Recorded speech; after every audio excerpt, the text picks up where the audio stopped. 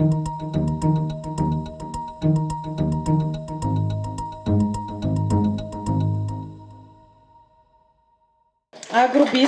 на България за 2024 година.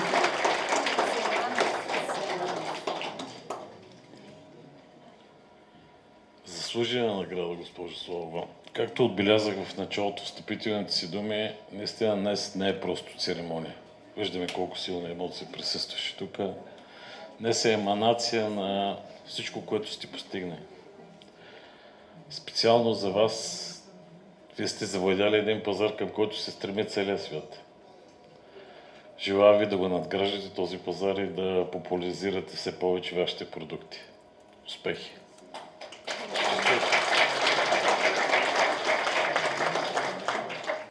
Приемам тази награда с огромна благодарност и дълбоко вълнение. За мен тя е не само признание за постигнатото, но и израз на доверието и уважението към труда, който влагам заедно с моя екип. Към финала на церемонията сме. Имаме една специална награда на ветераните носители на приза Агробизнесмен на България. Тя ще бъде връчена от легендата на Добруджа, един от първите арендатори там и носител на приза Агробизнесмен за 98 Димитър Катранджиев.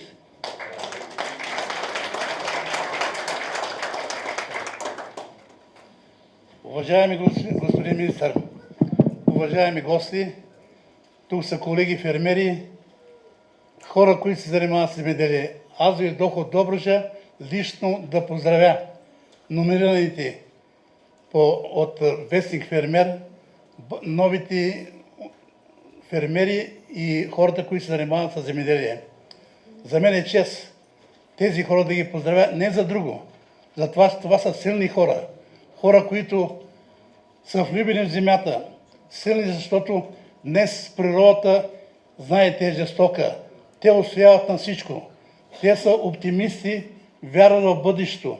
Тези хора едновременно са и отговорни, както каза господин министър, отговорни пред нацията, главно за храната на хората.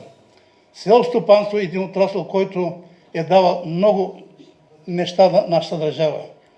В това отношение мога да кажа, че ние сме имали и възход, и падение. Възход е имало и преди 9 септември, имало и след 9 септември, никой не може, факт е неоспорим, но най-голямото падение беше след на 10 ноември.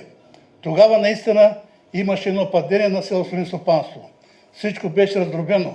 И именно в този момент български фермер със своите редактори Васил Аспарухов, помня, Владо Рупов, Любо Коралов днеска не е тук в момента, исках него да поздравя, Стоенчо и другите, които работиха тогава за Вестник Фермера.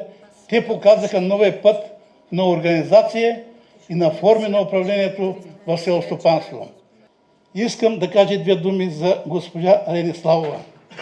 С нея се запознах през 1995 година.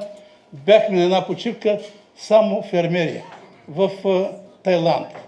Гледам аз едно младо момиче, кой те очаква, че то ще бъде днеска фермер пред вас тук?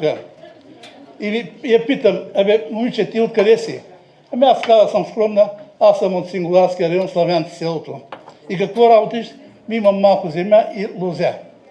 Наблюдава се през цялото време.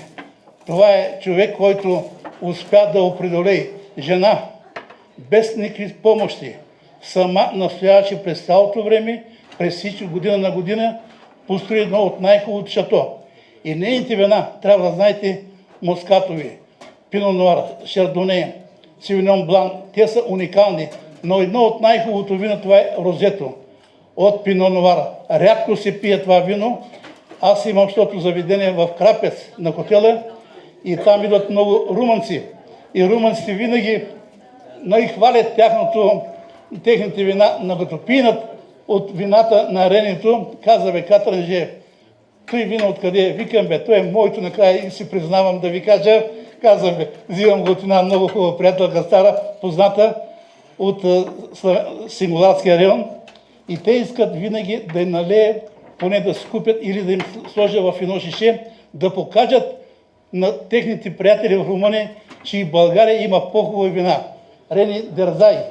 И напред и все така, нека тази долина днеска да говори най-много за Рени Славова и за нейното шато.